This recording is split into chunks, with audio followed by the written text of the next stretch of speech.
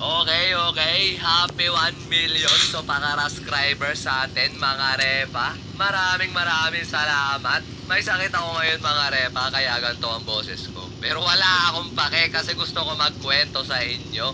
At day 1 pa lang naman to mga repa na pag-record ko. Kaya pag tagal ng video ay baka maayos na ang boses ko.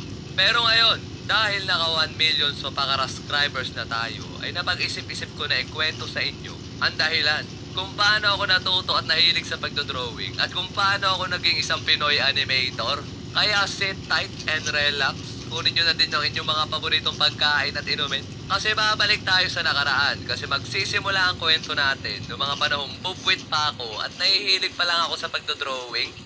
Sa tuwing inaalala ko kasi mga repa, kung kailan ako nahilig sa pagdodrawing, ay sobrang blurry na sa imahinasyon ko.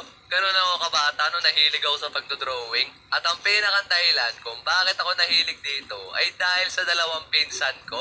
Kasi sa tuwing umuwi sila dito sa aming probinsya, ay ang lagi naming nilalaro noon ay ang pagdodrawing. Naalala ko pa nga na magsasabay yung isa sa amin kung anong aming idodrawing. Tapos magpapagandahan kami ng gawa. At talaga namang mangang-manga ako sa mga drawing nila. Ganun pala mag-drawing ng itik. Kaya yung dalawang ate ko na yun, ang pinakadahilan kung bakit ako nahilig sa pagdodrawing. Sa sobrang hilig ko nga mag-drawing nung bata ako, ay hindi na nakaligtas sa akin yung dingding ng bahay namin. As in, yung dingding sa terrace namin nun, ay punong-puno ng drawing ko.